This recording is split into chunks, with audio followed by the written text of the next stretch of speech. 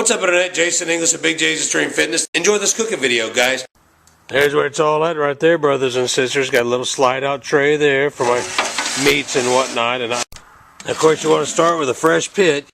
And we'll get it all out of here too. I'm going to rinse out the little bowl.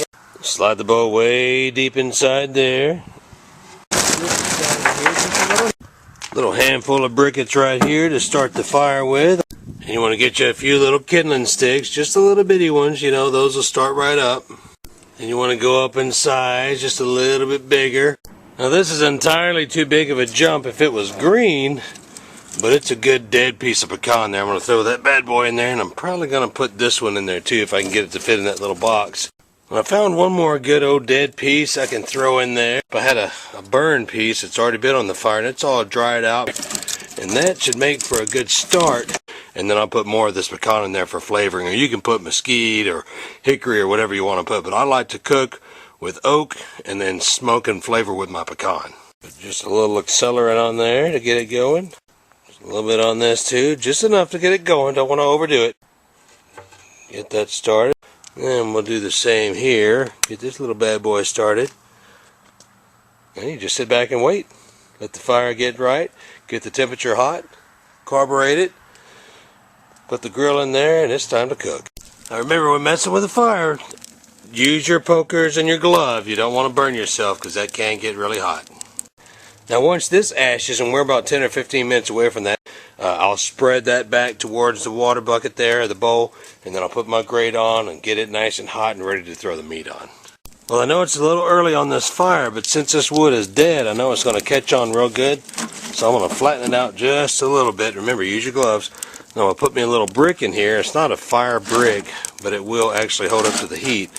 That way, when I put this big piece on here, it's going to have my fire going real good. And see how I set it on top of that brick? It'll give it air to breathe and then catch this on fire. And that'll be perfect. I can carburate this by shutting it down or just opening it back up. And I usually just keep this open so I can cook a little bit faster. But you see all the smoke coming out now? That's beautiful. Better shot of the smoke. See here, we're getting a little bit more ashy on the corners. That'll keep on going until it's completely, well, probably at least 60%, and then I'll spread that out. And like I say, it'll continue to give us a little heat when I bring the meat way back here. Tons of smoke and plenty of heat to keep cooking. One thing you guys got to realize also is the levelness of your smoker or your cooker. Now you see I've got little blocks underneath here and here, but nothing here. And it's because the concrete's just a little bit different in angle.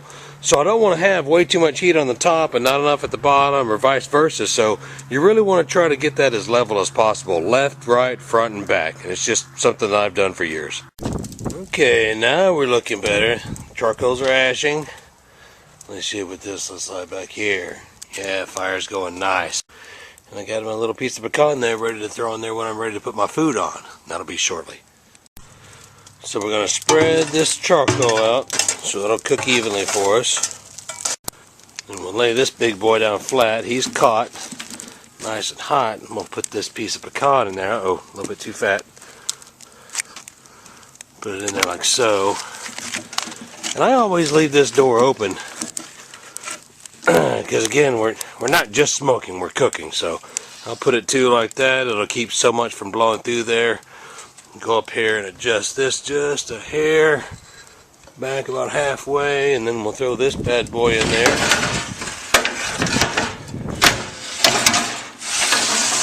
And now we'll just sit and wait for a little bit and get the temperature rose and put our food on. See that smoke just pouring? Yeah, buddy. Way better than a barbecue pit. I love to smoke every bit of my food. Great taste. Now my prep tray is a little small, but aesthetically it's just the right size for this smoker. So here's some of my favorite stuff that I put on my food, either before I put it in a Ziploc bag and put it in the refrigerator for a couple days, or right as I'm putting it on now. Like teriyaki, that stuff is full of sugar and sodium, but it tastes good. I got the A1 Chicago marinade. That's one of my favorites. Again, you got to just, it depends on how much sodium and sugar and all that stuff you want to put in your diet. Now this Sweet Baby Ray's barbecue sauce is a good favorite of mine. I love to throw a little Shining Box beer on it. And probably the best out of all these seasonings, and my favorite, is the kickin' chicken for my liking. Now it's really low in sodium, no carbs, It's nothing but a bunch of ground up pepper and you know, some seasonings, and man, there's a little 4-inch mirage of heat coming off of the smoke box. So we're about 400 degrees on the box.